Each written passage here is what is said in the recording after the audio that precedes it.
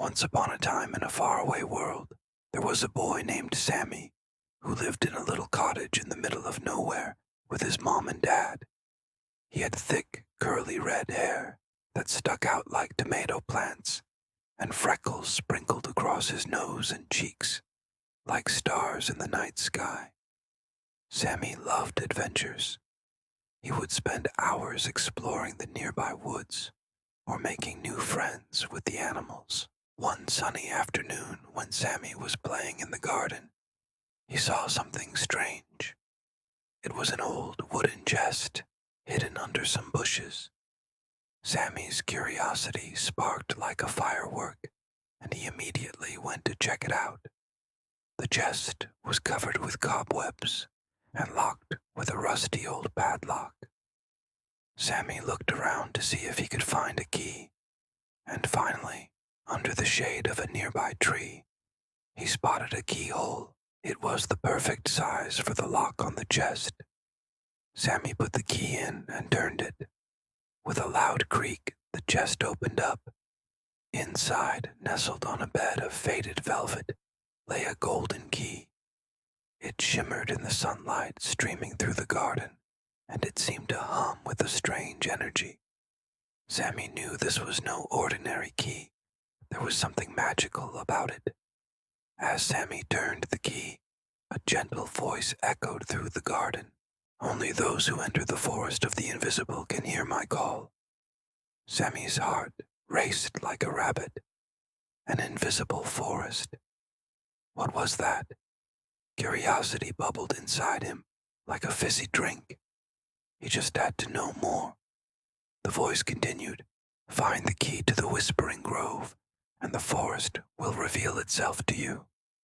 Sammy clutched the key tightly. It felt warm in his hands.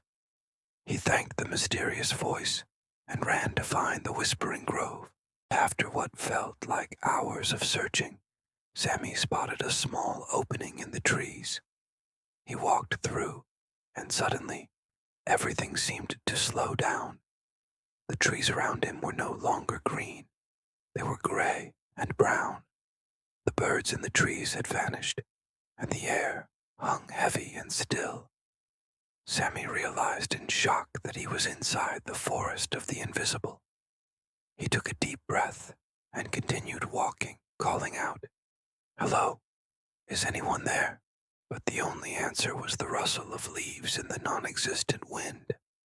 Sammy wandered through the forest, feeling a little scared. He missed the sound of birds and the buzzing of insects. It was too quiet. He wanted to go home.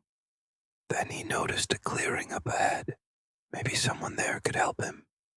As Sammy approached the clearing, he heard the faint sound of laughter, like tinkling bells. And there, in the center of the clearing, sat a group of animals. They were having a picnic, but they weren't just any animals. They were Sammy's stuffed toys come to life. His teddy bear, Mr. Grumbles, was telling jokes that made the squirrel and rabbit giggle. The parrot shook its feathers in amusement, and even the usually grumpy bulldog, Winston, was cracking a smile.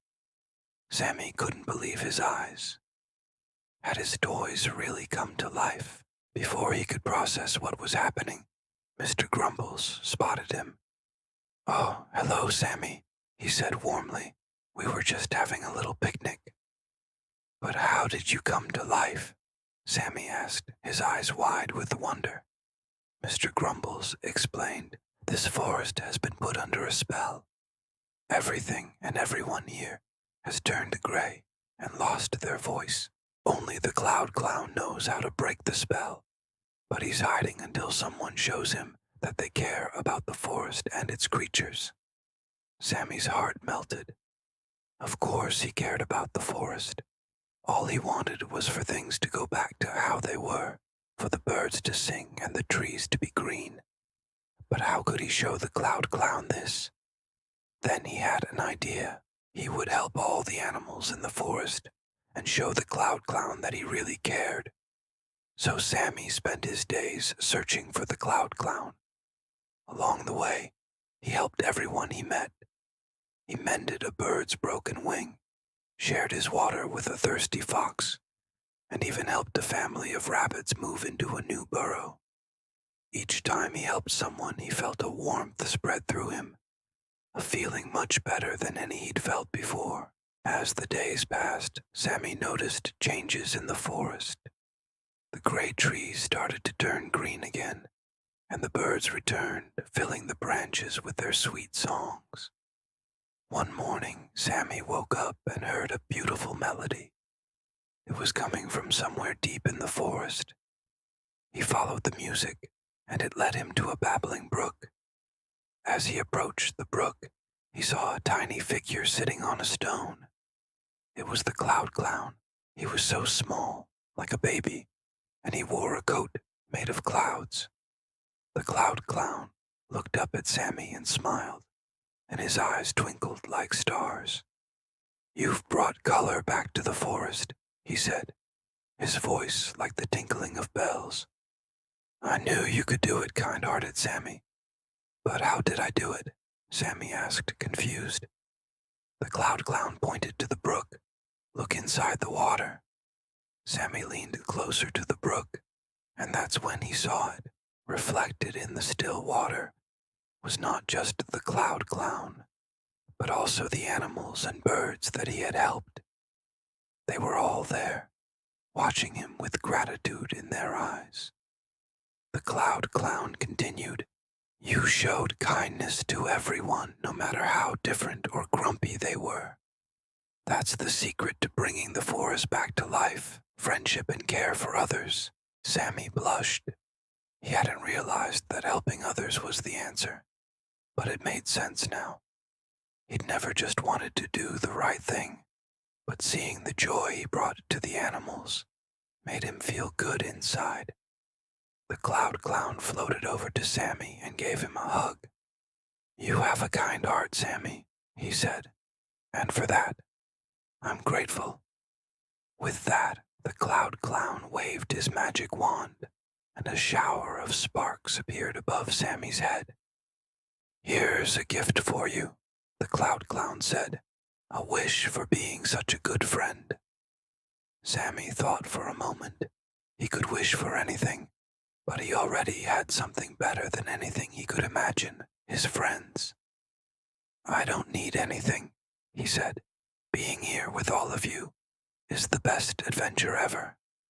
And so, Sammy continued to live in the colorful and lively forest, spending his days having fun with his animal friends. He learned that the greatest adventures weren't about finding treasure or going on quests, but about friendship and kindness. Every day was filled with laughter, games, and new discoveries, and Sammy wouldn't have traded it for all the gold in the Whispering Grove. From then on, Sammy visited the Cloud Clown often, bringing news from the outside world, and whenever the forest started to fade, Sammy would return with more friends to help bring it back to life.